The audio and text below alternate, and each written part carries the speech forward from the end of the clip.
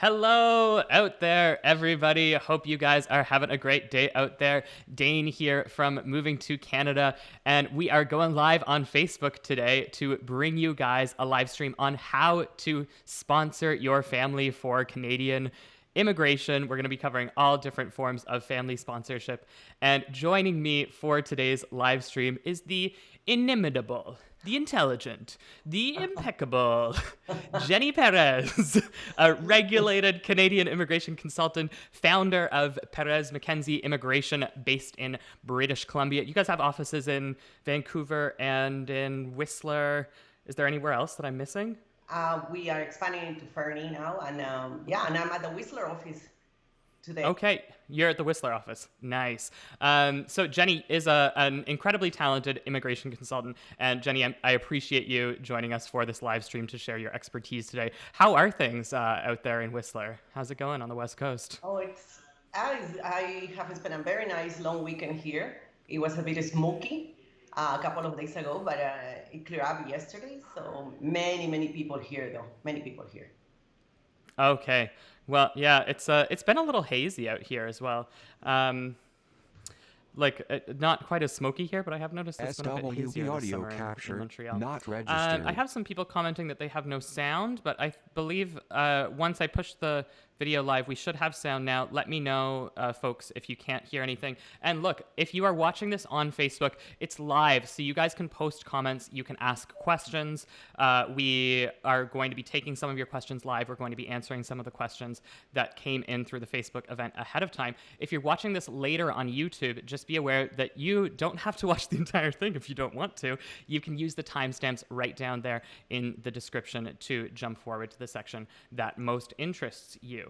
But I think with that little caveat, we are ready to jump into it for today. So you can see we pulled up our fancy little slide deck here on how to sponsor your family for Canadian immigration. So let's pull up our topics to cover for today. We're going to be covering 7 topics in today's live stream. We're going to start off with just an overview of family class immigration. You know, what is it, who's eligible, the basics, how many people are being invited. And then we're going to cover who is eligible to sponsor someone for Canadian immigration. We had a bunch of questions come in about which types of family members are eligible, so we're going to cover that. And who is eligible to be sponsored, also very closely related. We're then going to cover the application process and the documents, sort of a rough overview of those for both spouses and partners, as well as for dependent children. And then we're going to give a little bit of an overview of the parent and grandparent sponsorship program.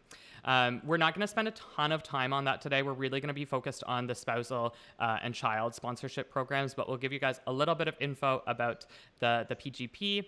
And then finally, we're going to talk a little bit about the benefits of working with an immigration consultant like the wonderful Jenny, who is joining us audio for today's capture stream. not As I registered. mentioned, if you do have any questions about any of these topics as we're going through, please feel free to drop them in the comments. And look, we're going to be doing like some broad overviews of family sponsorship. We've got an hour, so we can dig into it a little bit, but these are very complex applications, especially if you have a sort of specific or a unique situation. So if there's something we can't cover today, or if you are looking for more specialized guidance or advice, I do strongly recommend booking a consultation with Jenny and her team at PMI, and you can do that simply by clicking the link in the pinned comment at the top of the comments section, and that'll take you right to the PMI website.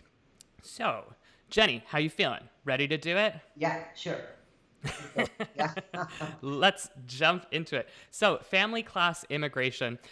Here's a quick overview. So, sponsorship for family class immigration is available for partners, children, parents, and grandparents. And we're going to go into more detail about what counts for each of those types of eligibility. But we did have a question come in from Rezalika in advance in our Facebook feed, and I think it's a great question to cover here. So Jenny, Rezalika was asking, does it have to be immediate family members who sponsor you, or can like an extended family member? Rezalika mentions their uncle, but I'm thinking uncles, aunts, cousins, second cousins.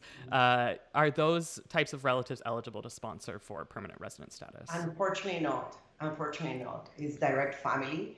And in a very, very unusual extreme circumstances, you could try to sponsor your sibling, like if you're a lonely Canadian, but no, no, unfortunately, just direct dependents. Great. And there are some permanent residence programs, the economic immigration programs we're referencing below in this slide, that you can get some points for having family members. And there are some provincial SWB nominee audio programs that give you capture points for having not family members registered. in Canada. But yeah, for the direct to permanent resident sponsorship, it's only what we've listed here: partners, children, parents, and grandparents. Of family class immigration quotas for 2021, Canada has slated that they're welcoming more than 100,000 new permanent residents through family sponsorship pathways this year alone. That includes 80,000 is their target for spouses, partner, and child sponsorship, and another 23,500 for parents and grandparent sponsorship. So it totals more than 100,000 new permanent residents through family sponsorship. But Jenny, you and I were just talking, we were emailing back and forth in advance of this about the new targets for parent and grandparent, because Canada's laid out like some massive targets for the parent and grandparent sponsorship program for this year. What are those targets that they've Yeah, laid they out? recently announced that they were going to invite 30,000 more people to sponsor their parents and grandparents, and that they will do that in September. So this was a nice surprise. The details are not announced 100% yet, but it's exciting. It seems that they are going to use the database of 2020 for this. So it's great. Yeah. Yeah, and I'll just pull up that news release. This is from like a week or two ago. And so it's going to be a total of more than 40,000 applications accepted In this the year, last, which is yeah, since then last year, I would say. Yeah. yeah, which is a huge number for parent and grandparent sponsorship. And you guys who are mathematicians out there might note that, I just stated the figure 40,000 on our slide. We've got 23,000. It's because not all of those people who apply this year will be processed this year. So a lot of those admissions will probably be kicked into next year's SWB immigration audio targets. capture So we might not see something higher registered. than 20,000 for the parent-grandparent sponsorship for next year. One thing that I did want to note as a part of this live stream, and you'll see that in the next point about economic immigration programs. So you can often apply to include your family on your economic immigration application, which circumvents the need to sponsor them later on. So Jenny, my understanding is like express entry and a lot of the PNP programs, like if you as an individual are eligible, can you just include your family on that application? Yeah, there is a different type of application where the main applicant is eligible based on experience, education, and other factors, and they can include their direct family, like spouse, children, as part of the application, and everybody gets residency together. It's a complete different application than the family class that we're going to discuss today. Yeah. Yeah, yeah, but it can be a great way to bring your family all in one application. I just want to cover a question that came in through our live event feed here. Deepali was asking, just in terms of the relatives who are eligible to sponsor siblings. Deepali asked, and my understanding, Jenny, is no, siblings are not eligible. So yeah, unfortunately, they are not considering direct dependents for family class, but there is there are some considerations when you are a lonely Canadian, but they are not the topic of this. Yes. Yeah, and we could go into a big tangent on that. We won't, but if you do have questions about that, I'd advise you to click that link and book a consultation with Jenny. And the last overview that we wanted to cover here was the processing times. So I know IRCC states that they have a 12-month processing standard for spouses and parent applications, SWB but audio I know capture also that not processing registered. times have been sort of let's just say, made a bit unpredictable over the last year and a half because of the pandemic. Jenny, as a consultant, just sort of anecdotally, what are you seeing for the variance between processing times for these types of applications? Oh, last year it was definitely a roller coaster. We didn't know what we were dealing with, but now we have more clarity, and I know that um, uh, candidates that file these applications are very aware of, or very concerned about processing times, which can be very overwhelming and very stressful and create anxiety, especially if they compare themselves with other cases. And there is most of the time there is consistency, but in some cases there's not at all. Dealing with government is well, you're full of surprises. The logic doesn't necessarily apply.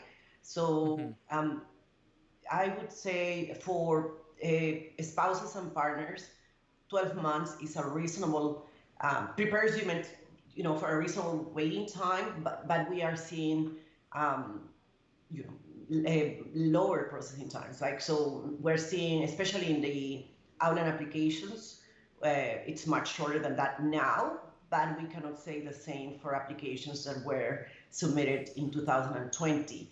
So it Right. doesn't make sense, and I know it creates a lot of frustration because um, there's no like a first come first serve basis logic, and then for parents and grandparents, we have seen processing times go a little bit above 24 months. Um, Okay. yeah, yeah. I was gonna, yeah, we can talk a little bit more about processing times later. Yeah. Yeah, and we'll get to the whole application process and what to SWB expect audio in a little capture, bit. And we do not have some questions registered. coming in. Like I see Diego's asking, is there a difference for applying while being in Canada versus outside of Canada? And I know, Jenny, you just used the term Outland, and we're going to talk about Outland versus Inland sponsorship in a little bit. But before we get into some of that more detail-oriented stuff, I thought maybe we would start with a overview of who is eligible to sponsor. So as I mentioned, we're going to start with a discussion about spouses, common law partners, conjugal partners, and dependent children. We're going to talk about like the partner and child sponsorship for the bulk of the rest of the live stream. We'll do a little bit about parents and grandparents at the end, but right now we are moving into a discussion about spouses and children. So, Jenny, we're going to start by talking about who is eligible to sponsor. So, when there is a sponsorship application, there is the person, the Canadian citizen or the Canadian permanent resident, who is sponsoring the non-Canadian citizen, non-Canadian permanent resident for status. So, we're going to start with the eligibility to be that person who is sponsoring. I've got pulled up our slide here on who is eligible to sponsor. Jenny, can you talk our audience through the basic eligibility requirements to Sure. sponsor someone? Yeah. You need to be at least 18 years old. You need to be a Canadian citizen, a permanent resident living in Canada. We're going to talk about that, or a person registered in Canada as an Indian under the Canadian Indian Act. And I have recently have also a few cases like that. Okay. You need to also be able to prove that you are not receiving social assistance for reasons other than a disability, and you have enough income to provide for basic needs of any grandchildren of the principal applicant. So, as you can see here, is not restrictive in terms of the eligibility, in terms of income to be eligible to sponsor a direct family, and that's a topic that can be also intimidating by too many people. SWB audio capture, not registered. My advice is don't get too intimidated. Just, yeah, don't worry about it too much. Don't worry about it. I mean, these are challenging times. A lot of people have concerns about their ability to show reasonable income to sponsor their spouses or children, and we haven't encountered any issues. Okay. I think that's great. And I do want to clarify here, like we have that last point that you went through, Jenny, about having enough income to provide for basic needs of any grandchildren. So that's Yes, only for the dependent children of dependent children. that's It's right. not like It's not, for it's not like the spouse, it's not the partner, it's not your spouse's child, right? So, yeah. it's only the Or child. grandchildren. Yeah. Okay, so that's not in that. It's I mean it happens, but it's not terribly common. Great, and so just to get a little bit more into the weeds here, I'm going to go to our next slide because we did have some questions, quite a few questions actually, come in from people living outside Canada asking about how to sponsor their family members. So the first point here on this next slide states that Canadian citizens living outside Canada must have the intention to reside in Canada once sponsorship is approved. And then in brackets here, you'll see that permanent residents outside Canada are not eligible to sponsor their family. And we had a bunch of questions. I was surprised by the number of questions we had come in about that specific point. We had questions come in from Mona, Kevin, and Tanya, all asking about sponsoring their children because they are all permanent residents who are living outside the country. So I'm just going to ask Tanya's question and field this over to you, Jenny. So Tanya asked, my husband and I are UK citizens. We have our PR cards, but we're still in the United Kingdom. We've had a daughter in the UK since we got our PR cards. SWB audio capture. Do we need to apply to not sponsor her registered. before we make our move to Canada in January 2022? Or like, what would be their best option for gaining? Yeah, and unfortunately, you cannot sponsor because they are only permanent residents, they cannot sponsor their child from outside Canada, so they need to come back to Canada and then sponsor their child from here. Okay, and so they would come to Canada and their child would come as like a visitor in the interim? Yes, yeah, applying for an ETA and all that, yeah. Great. And be sure you check whatever requirements are in place in January 2022.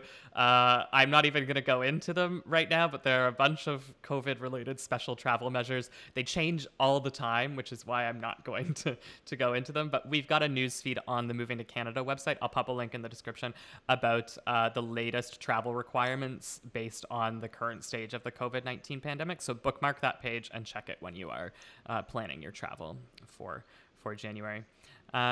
Okay, so a couple of other important points here. The province of Quebec, Jenny, Quebec, where I live, is a bit of an outlier in many things in Canada. Quebec likes to be a little bit different, and they have their own extra set of sponsorship requirements. Again, we're not going to go into detail about those here, but if you are planning on sponsoring someone from Quebec or you're living in Quebec, just be aware that you should check those additional requirements. Another note here, if you were sponsored by your spouse or your partner, and then let's say, doesn't work out, the love doesn't last, you end up divorcing and marrying someone else, you have to wait at least 5 years before sponsoring another person, correct? Correct. Great. And then finally, the sponsor is financially responsible for the SWB person who audio is capture, sponsored not for 3 registered. years after the sponsored person becomes a permanent resident. Can you sort of explain what does financially responsible mean in this context, Jenny? Yeah, I probably have assisted, I don't know how many hundreds of applicants with their applications. I've never encountered an issue on this matter. Like the circumstances need to be exceptional for the sponsor to be held responsible for the sponsor person. So again, I also want to give peace of mind to many sponsors that have this concern. Not many, but some. And it's not, people ask me questions like, okay, what happens if my spouse, the sponsor person, the applicant is unemployed and claims employment insurance?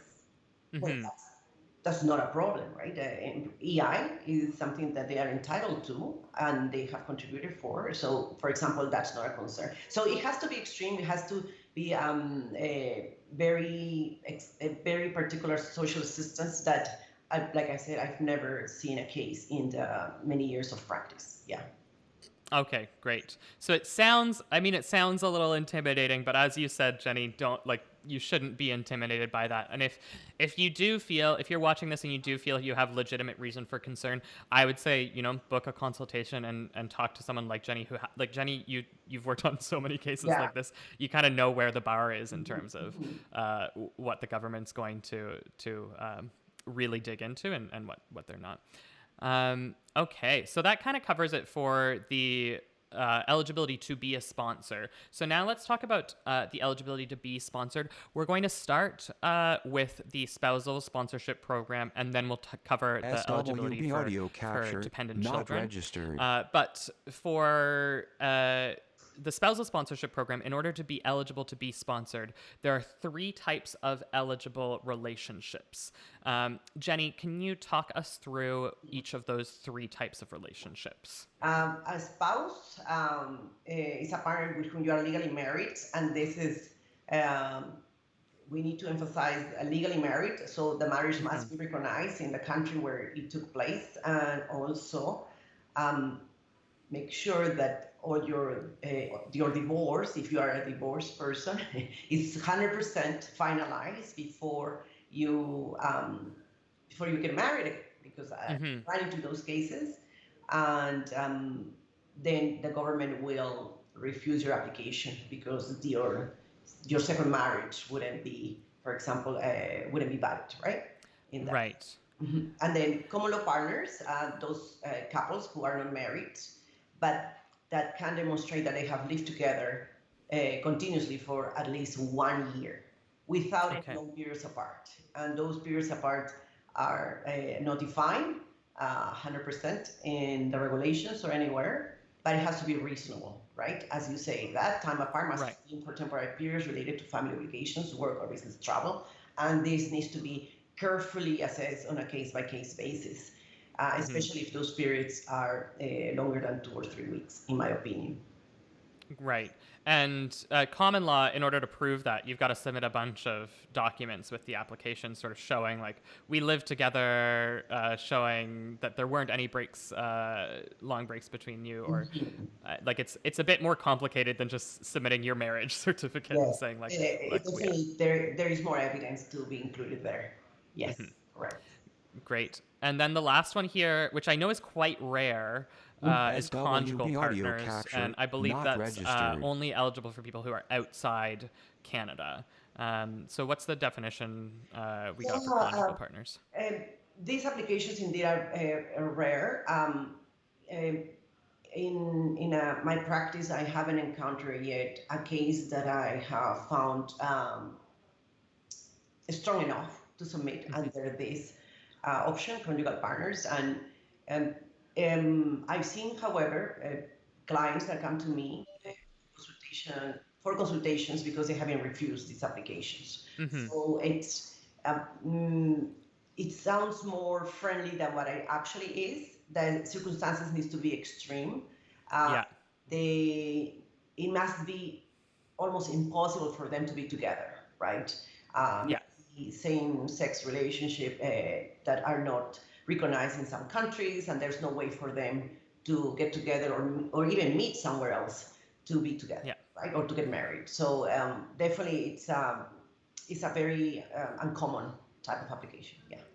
Great. Yeah, I think that's the way you put it there is brilliant. Like it sounds friendlier than it is. We have questions come in through our Facebook page quite often saying, like, oh, well, I haven't been able to live with my partner. Like, can I just justify it for like being a conjugal relationship? We were separated because he got a job over in that country and I had a job, and like, no, that's not gonna fly. But I do think the example you gave is one of the best ones. Same-sex partners who are living maybe in a country like Nigeria where same-sex relationships are illegal and can be punishable by extreme violence and death, might be a justifiable reason to not have lived with the person who you are in a relationship with. We did have a few examples come in through our Facebook discussion thread in advance, and I think a good one to illustrate this came from Mohia, who asked about a separation due to COVID. So Mohia was asking, can you please talk about conjugal partnerships and whether or not it would be feasible for a couple that was separated in different countries due to like COVID-19 travel restrictions? That's a good question. I ran into those situations in the past year, especially more clients inquiring about it. I would need to answer that on a case by case basis because Mm-hmm. it depends, right?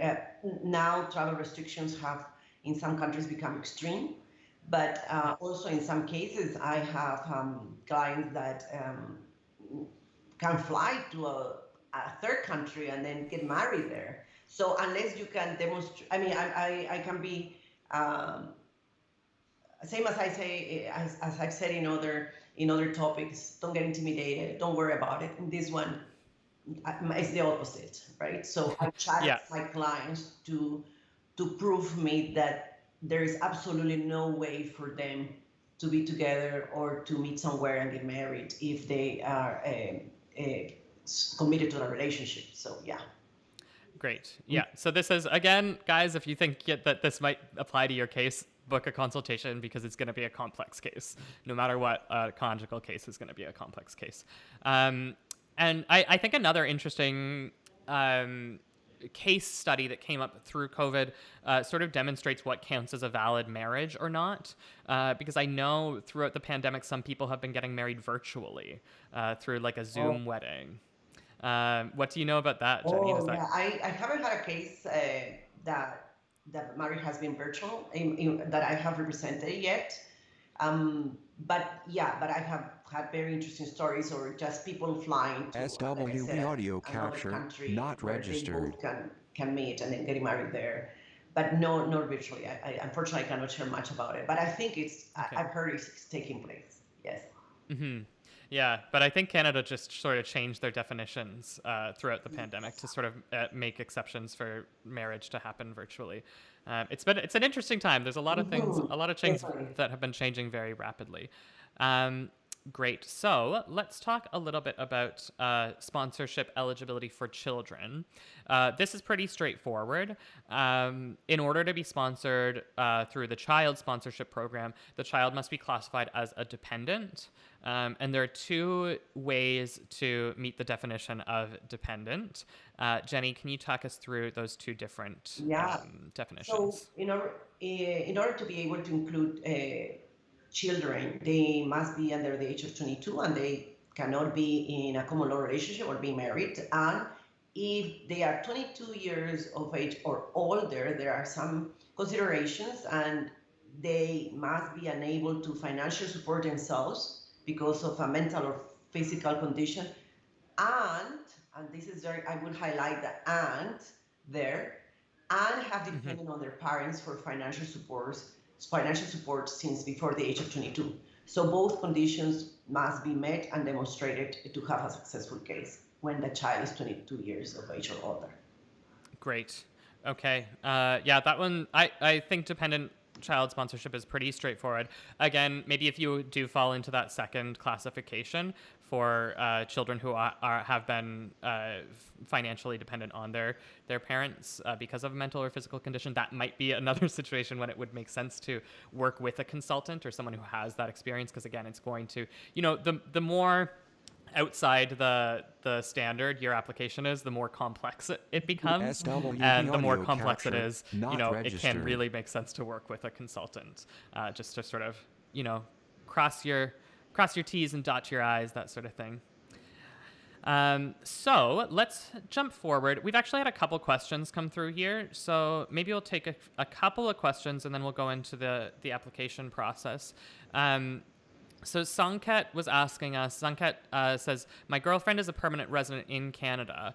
We're planning on getting married this year. So would it be better if we get married in Canada if I can get there from India on a tourist visa? I guess Sanket is asking like the difference between getting married in Canada versus in India. But my understanding is as long as the marriage would be considered valid both in the country where you were married and in Canada, it wouldn't make a difference where the marriage took place. Is that right, Jenny? That's correct. That's correct. Okay, but you could do it in Canada. I will say the one thing, Sanket, you asked, will it be possible to get married this year? Look at the travel restrictions right now. We're filming this at the beginning of August, and there's still a ban on flights from India coming into Canada right now. So it might actually be easier to do it in India, but just be aware of how those travel restrictions might impact your application or your marriage plans. And Deepali was asking about divorce. So Deepali says, my friend traveled on sponsorship by her husband, but after coming to Canada, filed for divorce. Does that affect your permanent resident status, Jenny, if after you get your PR through sponsorship, you get divorced? So the person already got permanent residency. Is that? Well, so it's unclear if I if know. their PR application has been processed. So let's maybe take this in two situations. So let's say first hypothetical, Dupali's friend has already been processed, received their permanent SWB resident audio status, and capture then got the not divorce. registered. Yeah, so that doesn't affect the permanent residency. There was a period of time a few years ago when that could have affected the permanent residency, but not anymore. Okay, yeah, and Deepali just confirmed that yes, they do have their PR card. But just for the sake of being thorough, if let's say you get divorced while your PR application is still being processed, would that impact the application? Definitely, yes. Right, and that's because if there are any changes to your personal status while an application is being processed, you have to update IRCC, right? You're legally obligated. To disclose any changes, you need to be transparent, and then Right. then yeah, you will receive a letter confirming. But you need to withdraw, basically. Yeah, your intention to sponsor, and also, yeah.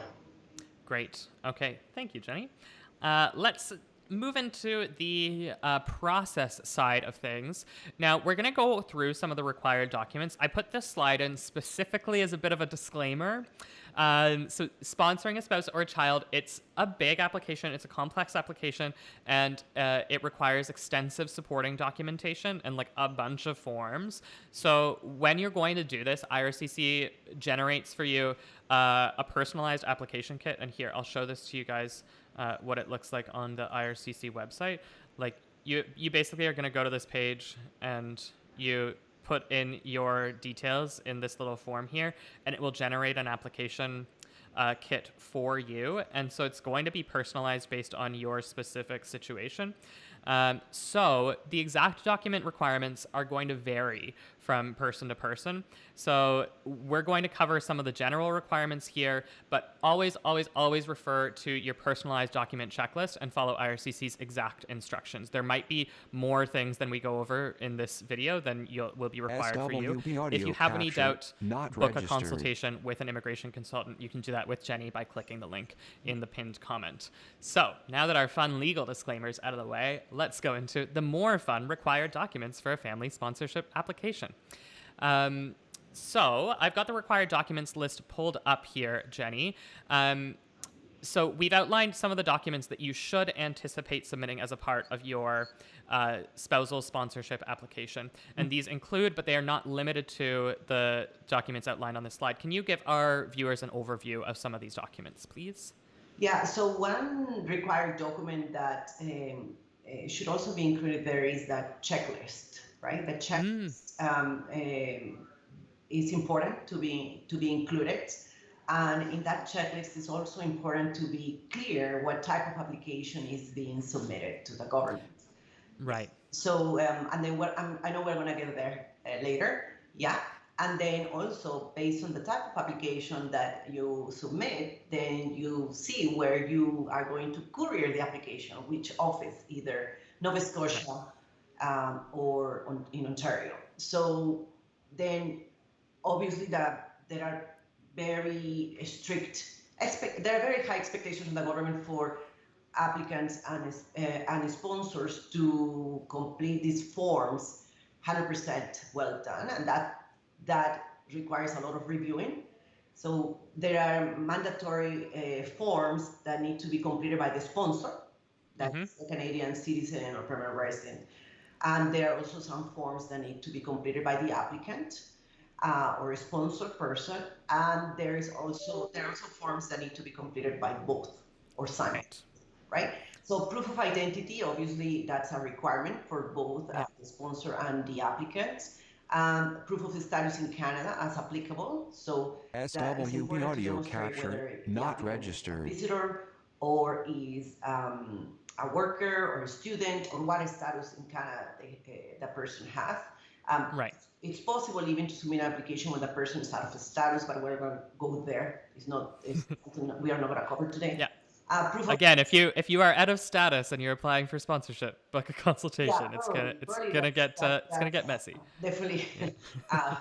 highly recommendable. And proof of relationship is, well, there are pages on the checklist where they show you the options that you have to prove this relationship, and then you need to provide two of them.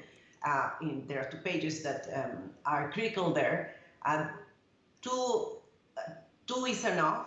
The more, obviously, the better, but at least you need to tick the boxes that are required there. Right. And if you cannot tick those boxes, you must provide a very clear explanation, right? And then previous relationships as applicable, right? For example, Hmm. if the one of the either the sponsor or the applicant is divorced, then that needs to be properly covered and demonstrated there. Police certificates are a requirement in the application, and they must be included, or evidence at least that they are in process.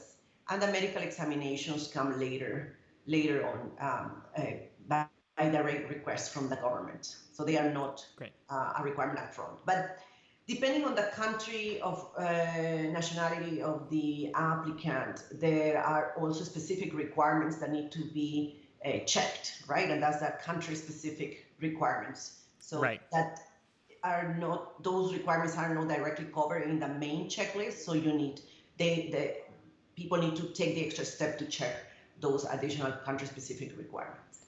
Yeah, and again, I'm gonna pull up for our audience where you enter the SWB audio information to get your capture checklist, and you can not see that you have to registered. specify the country that you are residing in. And they even outline here, like, do you need to submit documents issued by another country? And like, you can get Yeah. your country-specific instructions.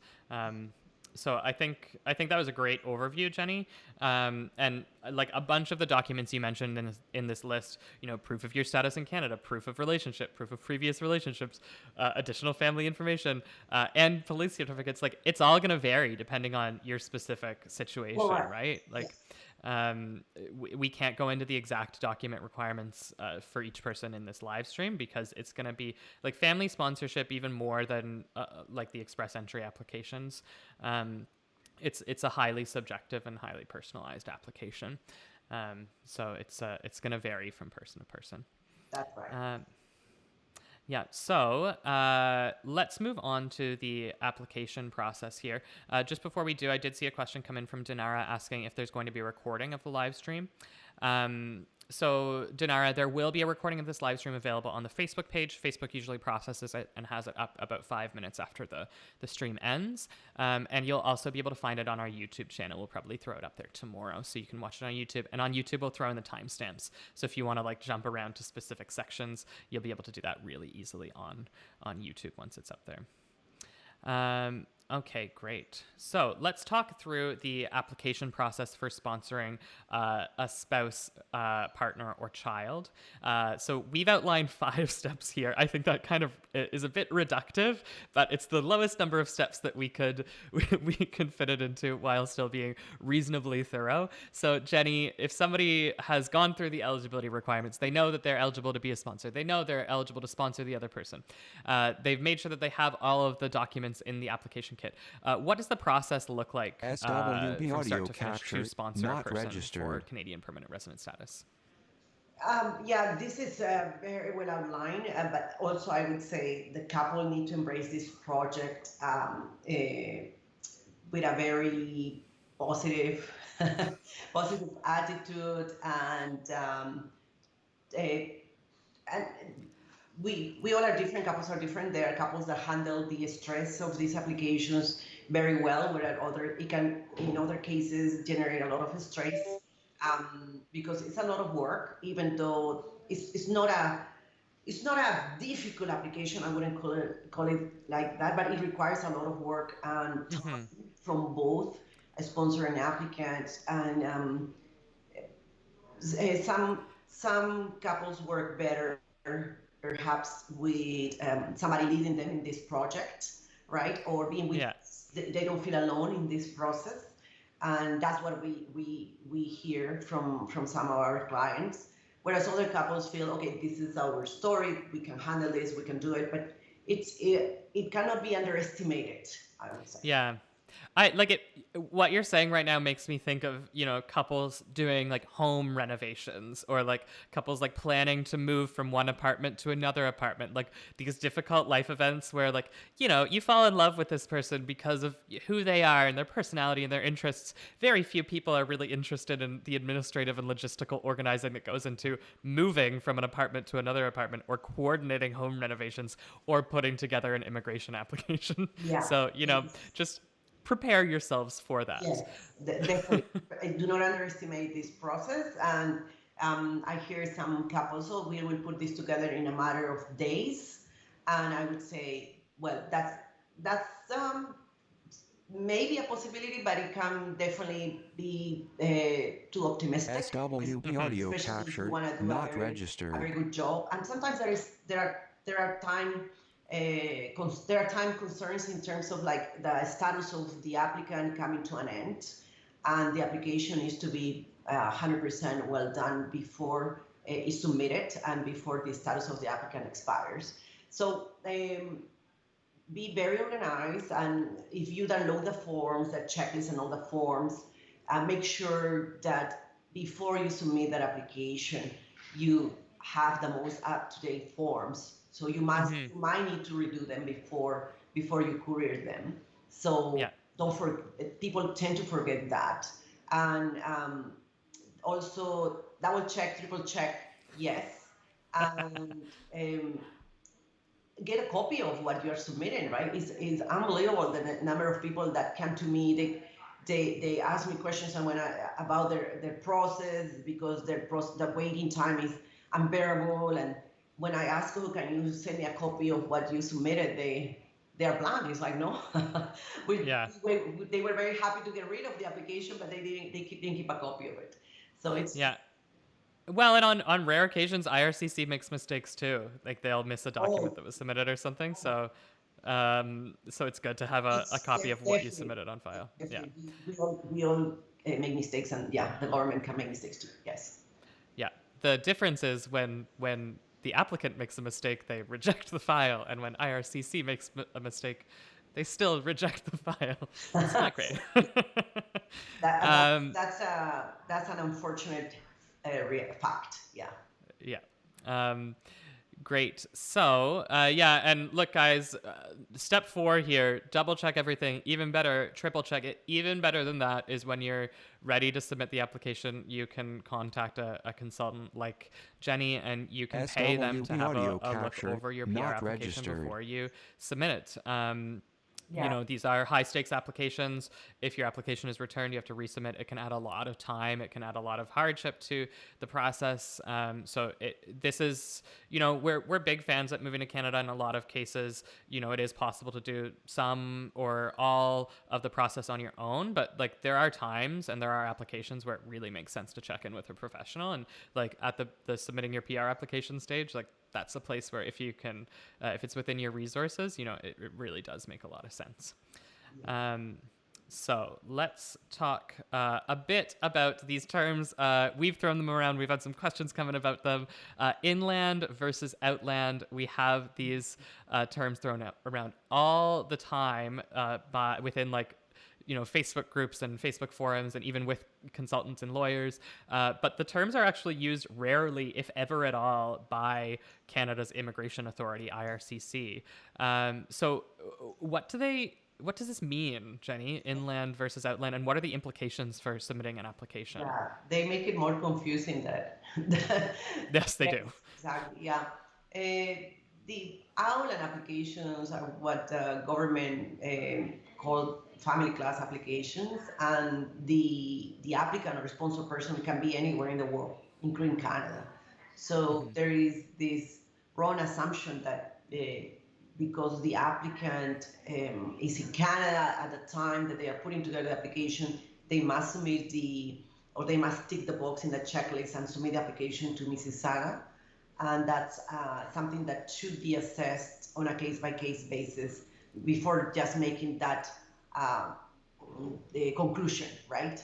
Um, the inland sponsorship, on the other hand, requires the couple to be living together SWB in audio Canada capture, at the not time of the registered. application. So that's easy. You must be living in Canada at the time of the application, and also throughout the entire process until the decision is made. So Right. yeah, and in the inland applications, or in Canada class, the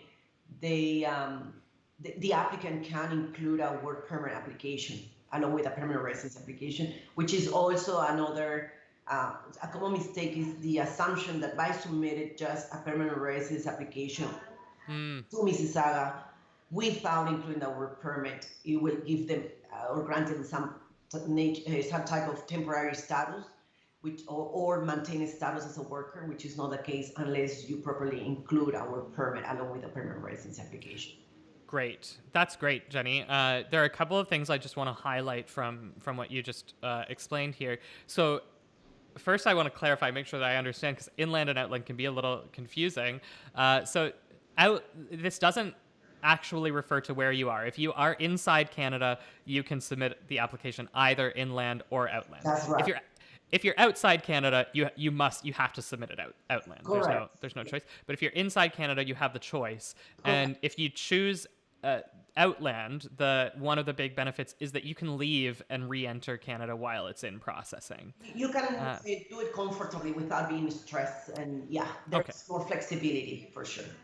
Great. Versus inland, you have to stay in Canada while the application is being processed, except I guess in like rare situations. There is a lot of debate on that requirement, on the flexibility to travel for inland inland applications, and uh, if you want to be safe, and most of us want to be safe, especially SWB when audio dealing with capture, government not applications, registered. it's recommendable not to travel out of Canada during this process unless there is a strong, valid reason to do so. Right. Because there is no guarantee that you can re-enter Canada, and that can affect the outcome. That can affect the application for permanent residency, especially in these uncertain times. I have run into these cases where people have submitted inland applications, and even in emergency situations, they have had to leave Canada, and they haven't been able to come back, and they need to start from scratch. And then so I know there are different opinions on this topic, but my recommendation is that if you want to be safe, to just restrict your traveling during that period. Right. Mm-hmm. Great. And the other benefit that I think is important to re-highlight here is the work permit eligibility. Inland applicants are eligible to also apply for that open work permit. Some conditions apply to be eligible to that work permit. Right. And versus the Outland application does not give the applicant the ability to apply for a work permit. However, recently, especially, we have seen that the gap in processing times between outland and inland applications has narrowed. Has widened. Yeah. Yes. It narrowed last year, right? And then now we find the outland applications being processed quite efficiently, and so a lot of people come to us to ask questions about this, which type of application to submit. And also it's important to understand that even though in some cases you can include audio capture, not registered. Within inland application, that work permit is taking at least 8 months to be processed. Oh man. Yes. Sometimes 9, sometimes. Wow. That is wild. Exactly. People need to assess the pros of each option before submitting, and that the situation also changes because processing times keep changing. So that what made sense one versus the other 12 months ago for somebody might not make sense at the present time. So it's something Right. that definitely is on a case by case basis and depending on when in time we are and dealing with processing times. Yeah. Yeah, and again, guys, if you're watching this, take note of the date. We're recording this on August 3rd of 2021. So as Jenny mentioned, the gap has widened between inland versus outland sponsoring or processing times. But that may have changed if you're watching this, a year from now. That's yeah. So, and if you're finding difficulty assessing the pros and cons of each inland versus outland, because it's not like one is automatically better than the other. There are pros and cons that will really depend on your situation. Click that link, book a consult with Jenny, and chat it through with her. We got a couple questions. We'll try to rattle through here before we move into our final sections. Mona was asking, and I think we covered this, I'm a permanent residence holder living in Canada and I want to sponsor my husband. Do I need to be present this whole time in Canada during the process? Oh, I guess as the sponsor, does the person sponsoring have to stay in Canada while the application's being processed? What the regulation says that they must cohabitate during the process.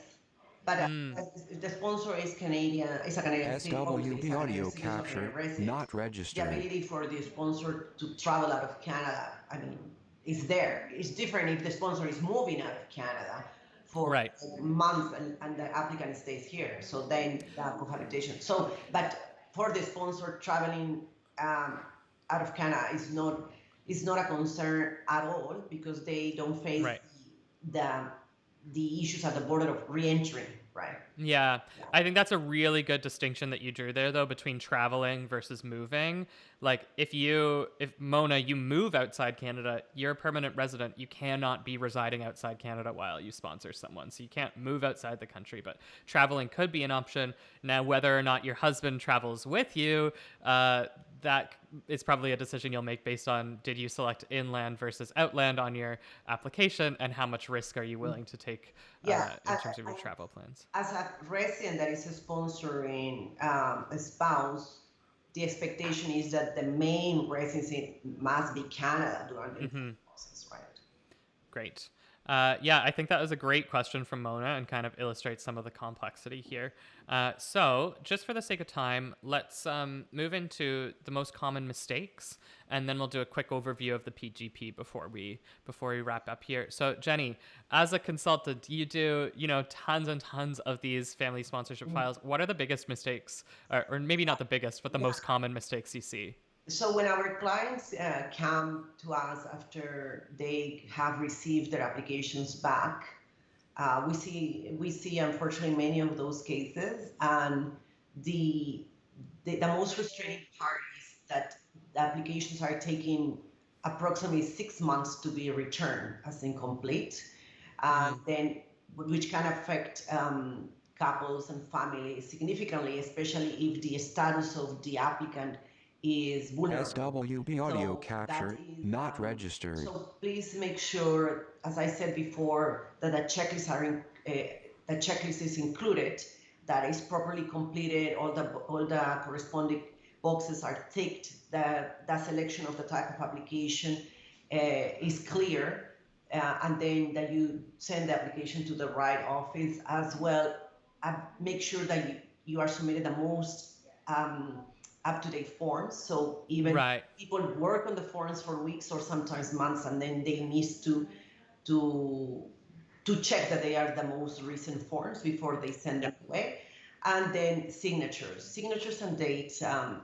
If you miss a signature or a date, your application can be returned. And obviously supporting documents that are critical, not only to prove the relationship, but there are supporting documents, for example, on the sponsor side, like that has to do with employment, income, and taxes. Some clients tend to underestimate the questions, the requirements. So due to COVID, people would typically say, "Oh, I cannot provide this because of COVID. I can do this because of COVID." Well, that's not enough for the government. I think that has been overused, and unfortunately, many have paid for that.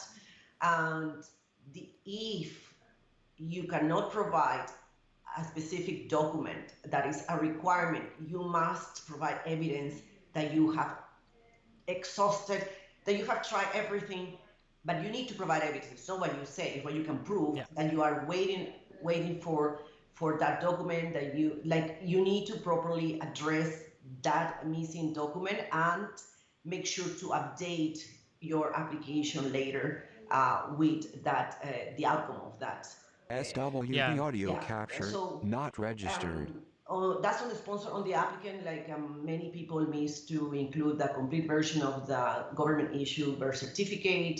There Mm. are details here and there depending on the country of origin. So do not, the message for everybody is do not underestimate these applications because they find absolutely any reason.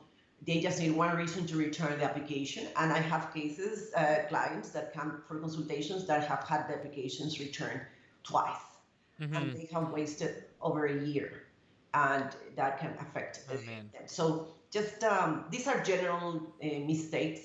I think we have covered the most common ones.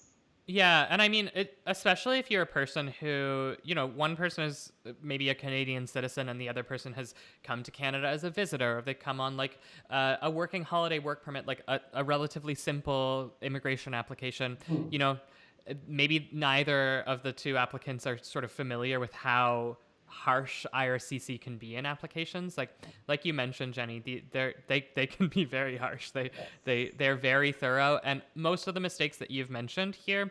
And I realize I keep reiterating this, but I do think it's important. They're mistakes that if you have a consultant review your application before you submit it, I mean, if they're a good consultant, they're going to catch those mistakes, catch the missing signatures, catch the missing documents or the outdated forms, that sort of thing. So it can really pay off to make sure that you do that. We're running right up to an hour, but so we'll do a quick little overview of the parent and grandparent program here before we wrap up. So again, up to this point, we've been covering sponsorship of spouses and children. The parent-grandparent sponsorship program is a little bit different. By a little bit different, I mean a lot different. So it allows a limited number of parents and grandparents to become Canadian SWB permanent audio residents captured, each year. not So registered. in this case, the parent and grandparent is the person being sponsored. So they are being sponsored by their child or their grandchild who is already a Canadian citizen or permanent resident. So as you'll see here, in order to sponsor your parent or grandparent, you must already be a Canadian citizen or a permanent resident.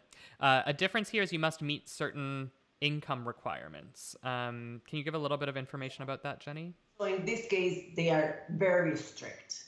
So there's no way around this. And I know also people push it. Oh yeah, no. The same as on the other, when we were talking about the other type of applications, say do not get intimidated. Now with this one, you need to take it extremely seriously and be intimidated by these Yeah. numbers. And be mindful of this. Like, I mean, especially I can relate to immigrants that as soon as, like me, as soon as I always had this concern in my mind, as soon as I become eligible, and same was the concern of my sister, what can we do to bring our parents, right? Right. And it's very, very important to, and I, in some countries, I know they are very aware of this, but you need to plan accordingly because it's 3 consecutive years and it's a moving target. So the income requirements in the 3 consecutive years preceding the submission of the application also need to, for example, if the application takes 2 years to be assessed, the officers can request evidence that you continue, meeting Oh wow. those You requirements. have to meet it throughout the whole application Yeah. process. Yeah. Wow. Okay. So something to prepare for, to plan, Yeah.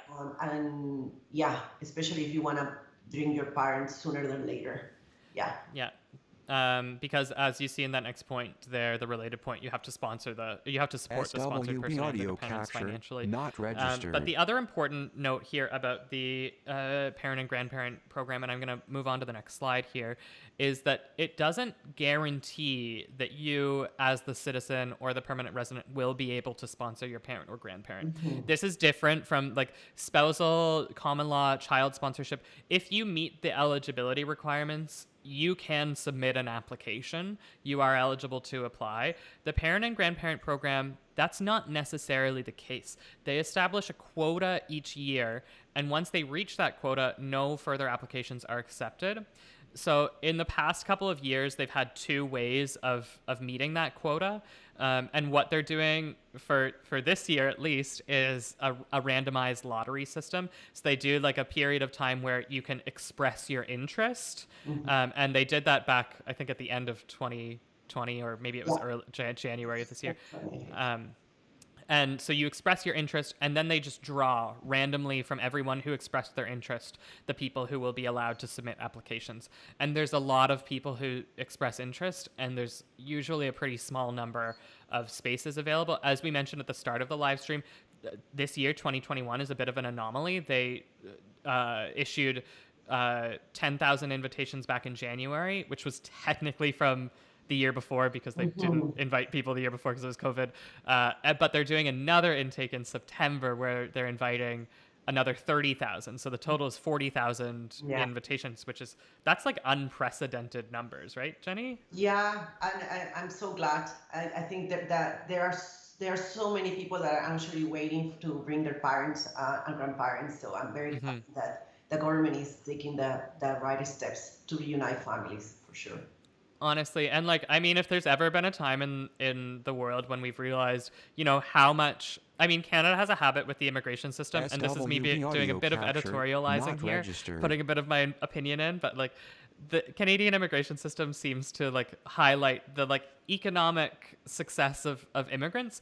But if there's ever been a year when we've realized how valuable our parents and grandparents are in sort of supporting our families in like invisible ways, like they might not be out there working, but maybe they're providing some babysitting, or maybe they weren't able to provide babysitting this year, and you realized how important that babysitting was. It's priceless. Like, it's priceless. It's hugely beneficial. Just a note here, the other system that they have used to select immigrants in the past few years is a first come, first serve model. Usually when they do that, it fills up in like, boom, a second. But they haven't done that for the last 2 or 3 years. Yes. There's no indication they're thinking about it, but IRCC often changes their mind. So. Yeah, they constantly review the way they are handling the demand for these applications, and they are trying to improve it. But there has been for sure some learning pain, for sure. And as we mentioned, because they aren't selecting everybody who wants them to select. They're going to constantly be criticized, and a lot of that criticism, depending on my opinion, is valid, no matter which system they're using. So that's a basic overview of the parent-grandparent program. We're not going to dive in depth into that today. More information, you can work with a consultant. And that brings us to the last slide we're going to cover today. And this is sort of an opportunity for you, Jenny, to highlight some of the benefits for working with a consultant. As I said, like, we're big proponents at Moving to Canada of like empowering yourself, informing yourself about the immigration process. But there are some reasons and some situations when it really makes sense to work with a consultant. SWB audio capture, not registered. We've outlined some of them here, like a single missing document, a single missing piece of data. Like you said, Jenny, a single missing signature can be grounds for refusal. It might not be refusal in this case, or without the opportunity to address the error. And consultants can verify that the correct information is included.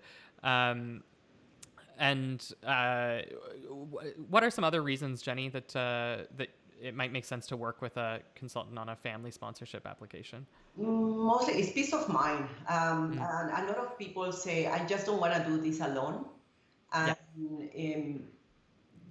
other people say, oh, I can do this alone. And then 6 months later, they come to me and say, I didn't do anything in these 6 months. I find myself wasting time. So they need they need to work with somebody, or at least that's their specific need.